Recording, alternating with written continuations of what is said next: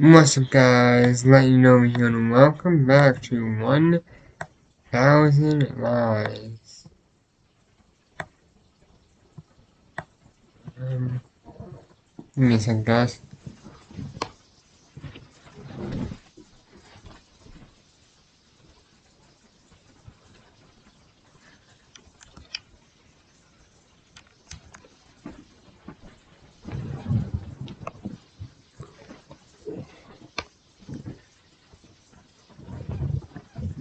Just need to plug my laptop. Okay, so when did we last end off? It's been a few weeks. Let's see, the 9th, the 8th, the 11th, the 28th. Okay, wow, it's didn't. Lost my phone was the end of. Was literally the end of February. I think.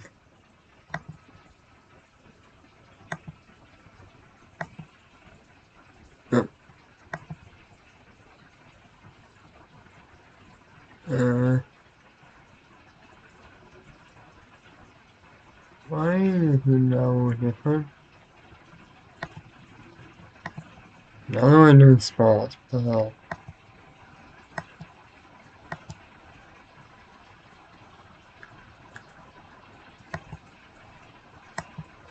Okay, well, like, wait, but this one, the 1247, and here's 1250.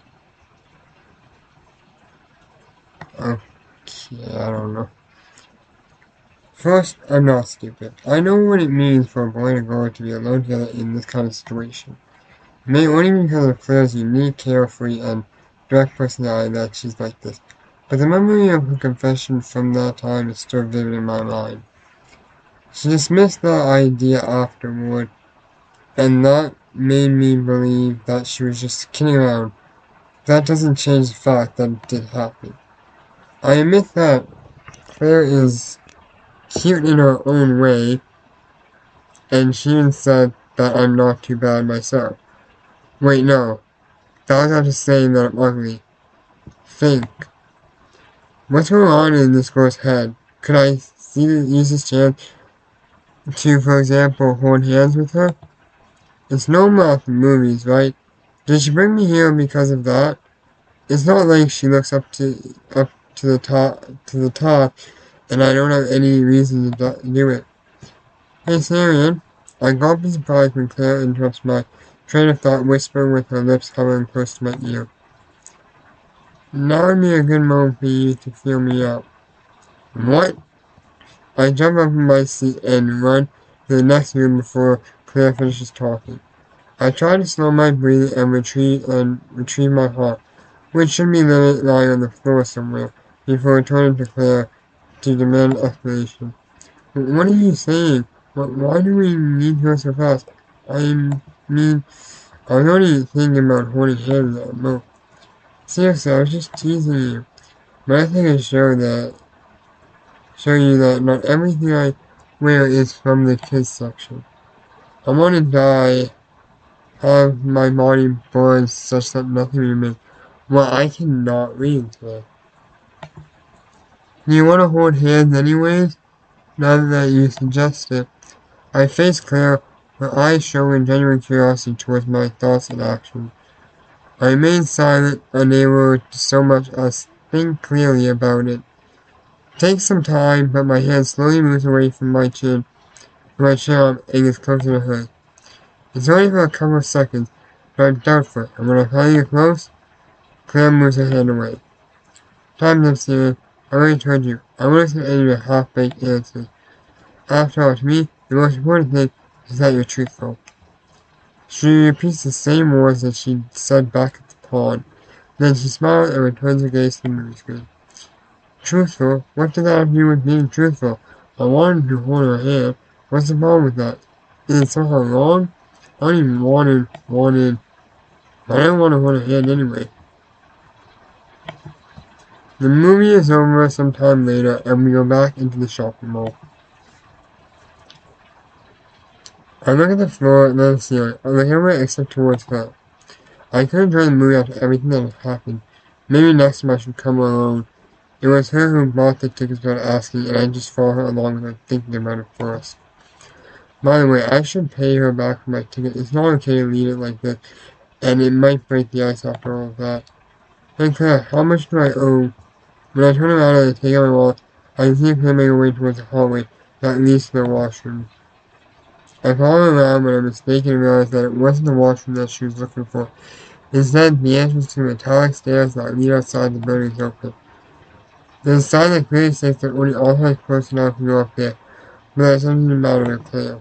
And up there on the rooftop, I found her looking out at the entire town.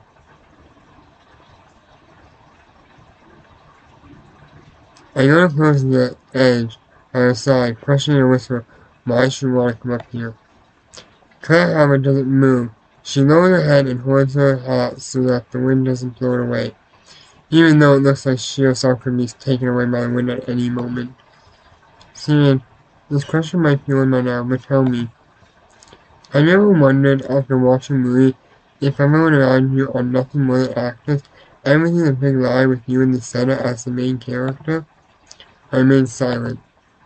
Yeah, of course I thought about it. Everyone has wondered that at some point in their lives. There's a sad undertone that worries me. There's an odd melancholy flooding the rooftop and even out onto the beautiful view. I never thought that. When the subject comes to light, everyone is always horrified, scared of being manipulated or deceived. I, on the other hand, think that life would be easier if it was all were false. I wouldn't have to worry about disappointing or hurting anyone.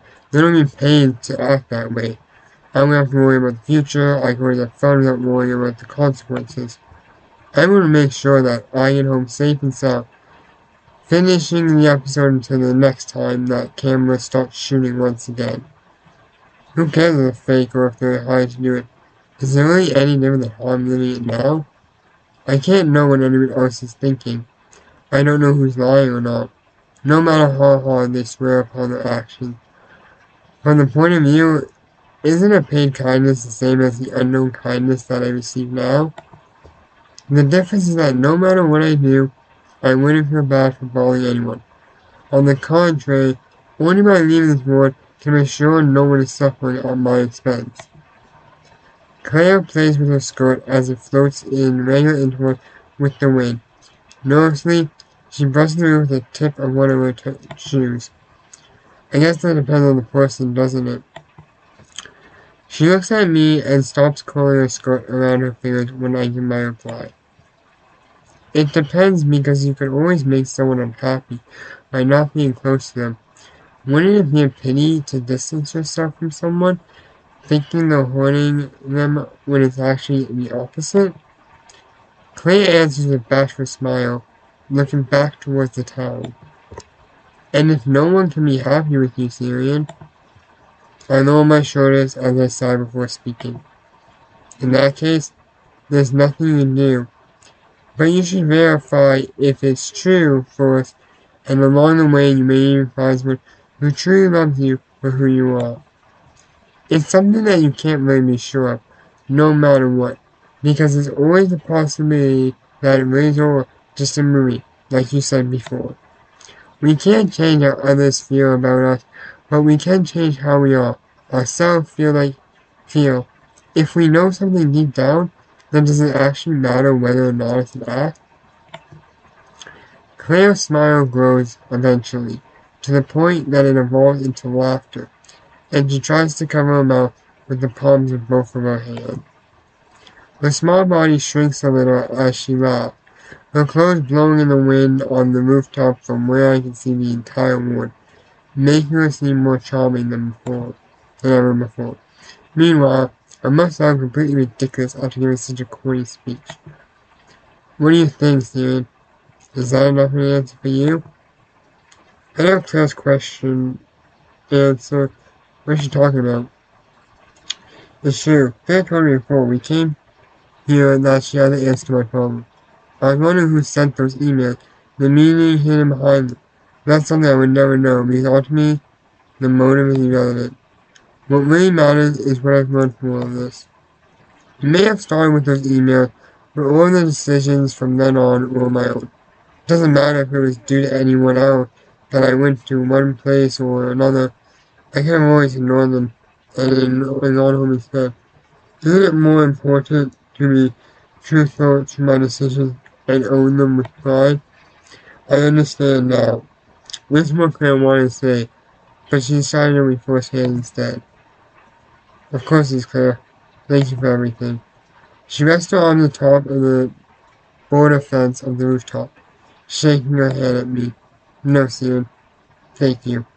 I'm especially grateful for this moment, for this day. To tell you the truth, this is my first date in forever. I hope that you don't mind me bringing you here like this without even asking. I closed my eyes more.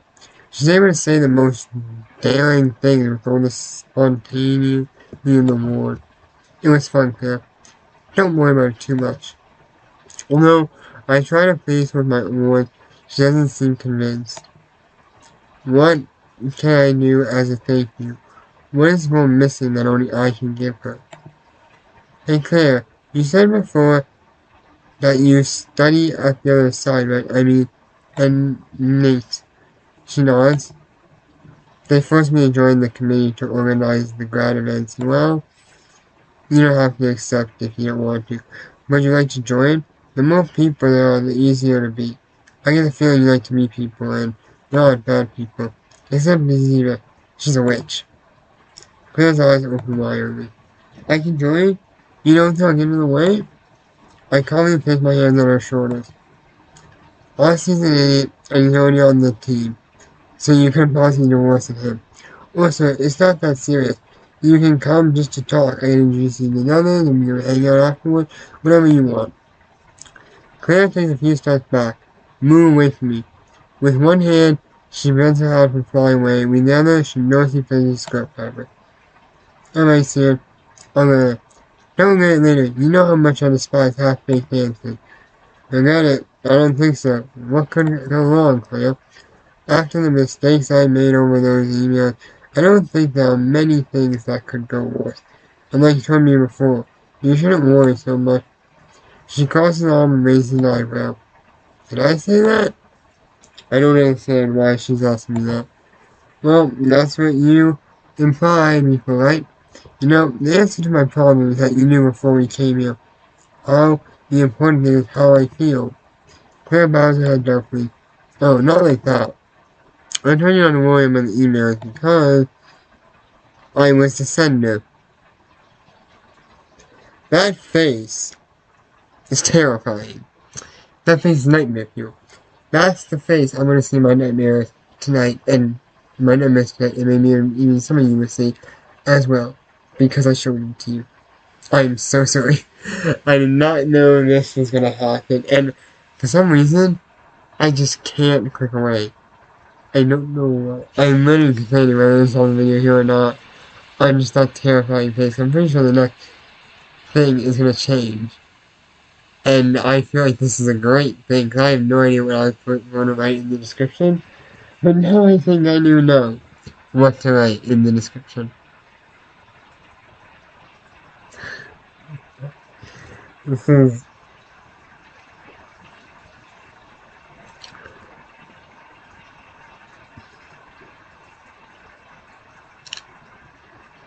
Okay, I'm just gonna get off real quick. Oh my god. Well, that was, surprising. Very, very surprising. I have no idea how to react to that. I don't really think we're halfway through the video.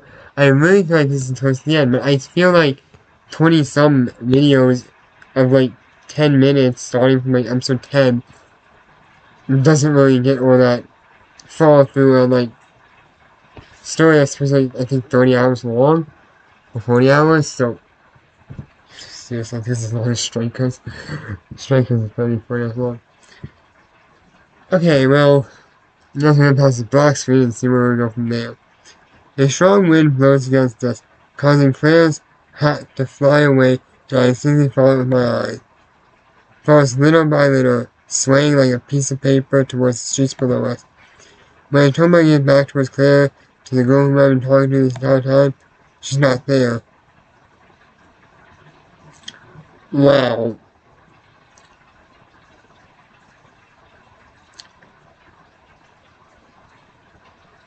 Just wow.